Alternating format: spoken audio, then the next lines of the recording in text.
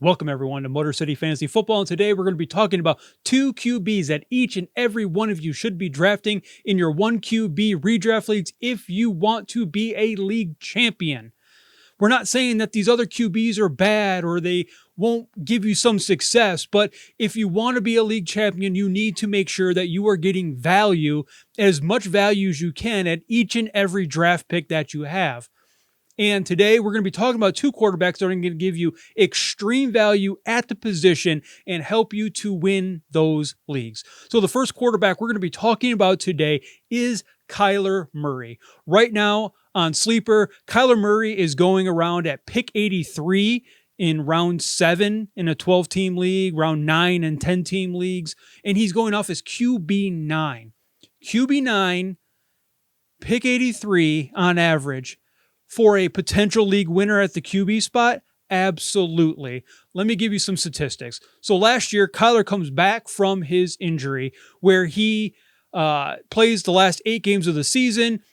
In those 8 games, he finishes with about 19 points per game, which factored in as 8th for the position.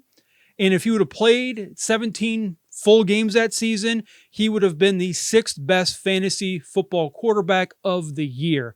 So he came back from his injury and he played very, very strong. Now, mind you, when he did this, he had absolute garbage at his wide receiver position. He had Hollywood Brown, which was his best wide receiver, who came in at wide receiver 52. Then he had Michael Wilson, who was wide receiver 60, which he was a rookie. Rondell Moore was wide receiver 66, and Greg Dortch was wide receiver 93. He did have Trey McBride, who Kyler and Trey McBride had some great chemistry together, and Trey McBride had an amazing season, which I expect to continue this upcoming season.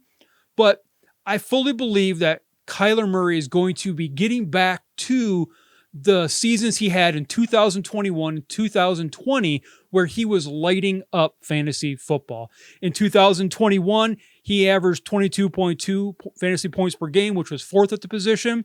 And for 16 games, if he would have played 16 games that season, he would have been QB 5 in total quarterback points.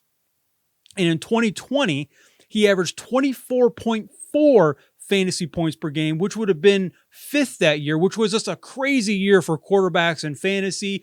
Normally, 24.4 points could be a number 1 fantasy like this. And if he would average that in 2023, that would have been the number 1 quarterback for fantasy points per game. That just shows you what a crazy year it was for quarterbacks that year, that he had 24.4 fantasy points per game and was the 5th best quarterback by points per game. And in that 16 games where he played 16 games, he finished as the QB2 in total fantasy points per game, or 10 total fantasy points. And in those seasons that he had such great years, he had DeAndre Hopkins as his number 1, a stud number 1 wide receiver. He had Christian Kirk as his number 2, and he had the tail end of Larry Fitzgerald's career.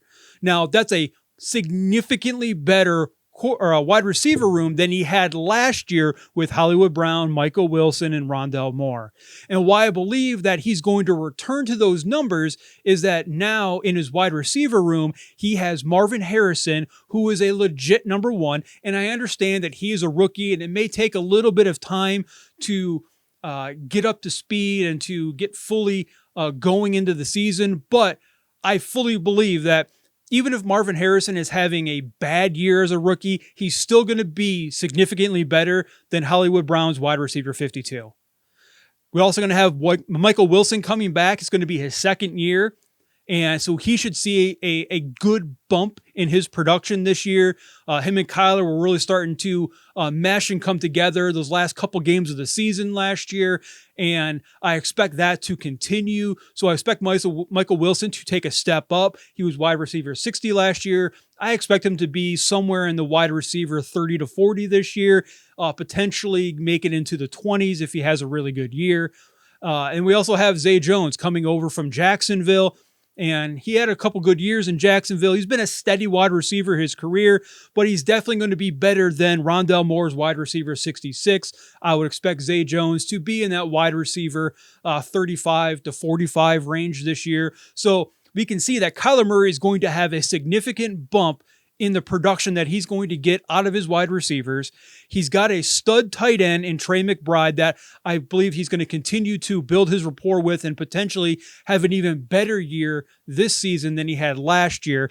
And that is why I believe that Kyler Murray could finish in the top 3, and I can guarantee he will be in the top 5 this year, barring an injury, which we can't make a guess if that's going to happen or not. So saying that Kyler Murray plays a full year this year, he will be guaranteed a wide receiver top 5 and potentially wide receiver top 3. And that's why I believe that you should be drafting him in the 7th, 9th round, depending if you have a 10, 12 team league, at pick 83. We see people like Josh Allen going at like pick 22, or Jalen Hurts going at like early pick 30s. Like, you're talking about 40 to 32 or 40 to 50 to 60 picks later that you're able to get somebody who is going to have similar production on a total quarterback point basis and a total quarterback points per game basis. It's going to be very similar, but it's going to give you significantly better value. Picking somebody up who's giving you that same value in round 7, 8, 9, that way you can pick much better skill players at wide receiver or running back early on in the draft, instead of wasting that pick on a quarterback that you can get the same production at in a pick later in the draft. The second quarterback that we're going to be talking about today goes off the board just a few picks later after Kyler Murray at pick number 85 and at wide receiver number 10. And that quarterback is Jordan Love. Jordan Love last year finished with 19.4 fantasy points per game, which was 6th. And his total QB points was 5th. In the last 8 weeks of the season last year, Jordan Love finished with 21.2 fantasy points per game, which was good for 4th. This is just a quarterback who is continuing to get better. And this is a very young team. You got to remember that last year they had a rookie wide receiver, 2 rookie tight ends, and 2 year 2 wide receivers to be on their team. So this is a very young team. And the fact that Jordan Love was able to put up such great numbers with such a young team, even in his very first season as a full-time starting quarterback, was phenomenal. And I believe that trend is just going to continue because everyone on the team just seemed to get better as the season went on. Jordan Reed, the rookie wide receiver, who was wide receiver 25 for the season, the last 8 games of the season, he averaged 17.4 points, fantasy points per game, which was good for wide receiver 7 numbers on average. And Romeo Doubs was wide receiver 36 on the year. Christian Watson was wide receiver 68, but he only played 9 games that year. So, and both of these guys are year 2. They're only going to continue to get better.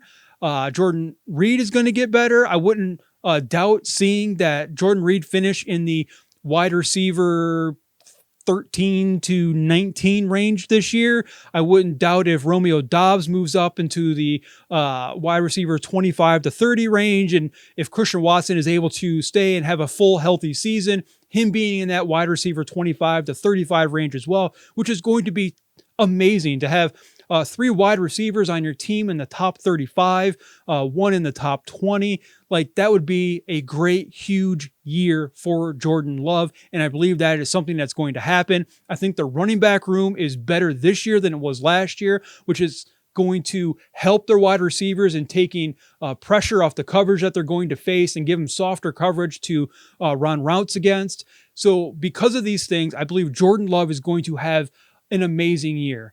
I believe he's going to finish again, potentially in the top 3 quarterback. And I would not be shocked if he's guaranteed to be a top 5 fantasy quarterback. He was a top 5 fantasy quarterback last year, so I wouldn't doubt if he returns and is a top 5 fantasy quarterback this year as well. And wouldn't be shocked if he's even higher than that.